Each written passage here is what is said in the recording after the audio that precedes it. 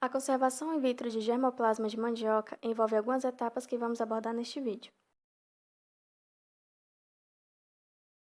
A primeira etapa deste processo consiste no estabelecimento dos explantes, começando com a colheita das manivas no campo e depois com o plantio de estacas nas casas de vegetação, que pode ocorrer ainda no mesmo dia. Nesta etapa é preciso selecionar plantas de 8 a 14 meses, sadias e vigorosas, com genótipo identificado. Podar entre 10 e 15 centímetros do solo e seccionar em estacas de 15 a 20 centímetros, que serão plantadas nas casas de vegetação em bandejas de isopor contendo substrato composto por fibra de coco e Plantimax.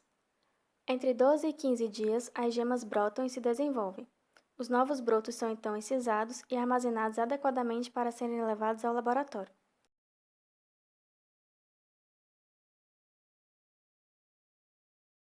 O próximo passo é a desinfecção desses brotos, e para isso, deve-se inicialmente eliminar as folhas grandes que não fazem parte da região apical para levar os brotos até a câmara de fluxo laminar, onde serão submersos em álcool, 50% por 1 minuto, e depois submersos em água deionizada e autoclavada por 15 segundos, e posteriormente em solução de hipoclorito de sódio a 0,25% por 3 minutos. Para finalizar, são então imersos em água deionizada e autoclavada para então proceder com a extração dos ápices caulinares. A operação de isolamento dos ápices caulinares deve ser rápida e precisa, devido ao pequeno tamanho desses ápices.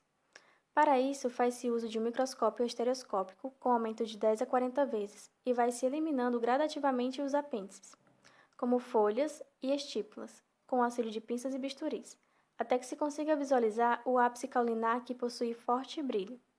Neste momento, o ápice caulinar apresenta de 1 a 3 primórdios foliares e um tamanho de até 0,5 mm, devendo ser cortado de forma que fique aderido à ponta da lâmina para facilitar a transferência para o meio de cultura.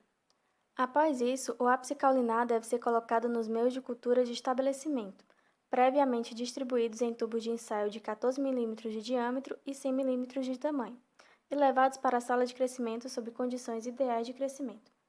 Após os 10 primeiros dias, alguns ápices caulinares devem apresentar um tamanho em torno de 0,5 cm, uma coloração verde pálido e alguma diferenciação em suas estruturas.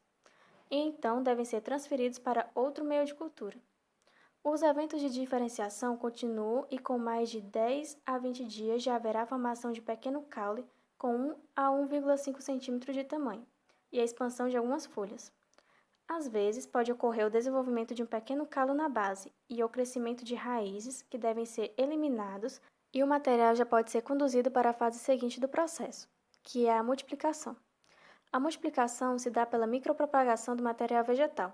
Para isso, a planta deve ser retirada do tubo com o auxílio de uma pinça, até que o sistema radicular fique cerca de 1 cm da borda do tubo.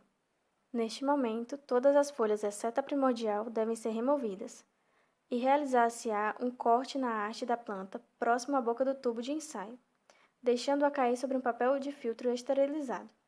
A planta no papel de filtro é seccionada a partir da região apical em segmentos de 1 ou 1,5 cm, contendo 1 ou 3 gemas, gerando microestacas.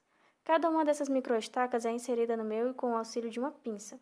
As microestacas que contêm gemas laterais devem ser colocadas em meio de estabelecimento, enquanto que as com gema apical no meio de multiplicação ou enraizamento.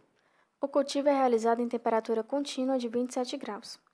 Após 15 dias, as microestacas do meio de estabelecimento deverão ser transferidas para o meio de multiplicação ou enraizamento. É importante ressaltar que essas operações devem ser realizadas rapidamente, para que o fluxo contínuo de ar da câmara não provoque a desidratação dos tecidos. Os meios utilizados nessa etapa são iguais aos da etapa de estabelecimento, reduzindo apenas as concentrações de reguladores de crescimento e aumentando a concentração de gelificante. Ao atingir a tampa do tubo de ensaio, cada planta deve ser novamente seccionada, repetindo-se um novo ciclo de micropropagação, a cada 75 a 90 dias. Se é observado contaminação no material, deve-se excisar o ápice mais distante possível da área contaminada e inocular esse ápice em um novo meio.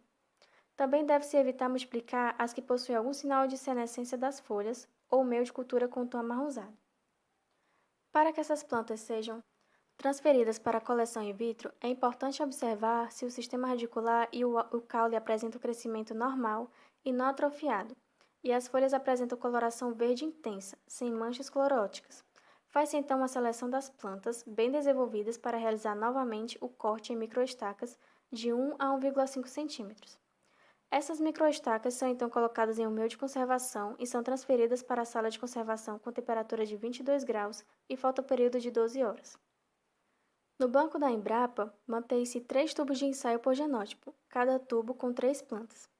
Esse protocolo permite que acessos de mandioca sejam conservados por períodos de até 18 meses. A manutenção desses acessos ocorre quando os cultivos se apresentam amarelados, desfolhados, porém mantendo as gemas apicais e laterais esverdeadas, fazendo apenas a transferência para o meio de cultura novo. Caso observado contaminação em um acesso muito valioso, deve-se realizar o procedimento de excisão do ápice, que já foi demonstrado. Se a contaminação for bacteriana, adiciona-se antibiótico ao meio e, se for provocada por fungos, realiza-se desinfecção com hipoclorito de sódio.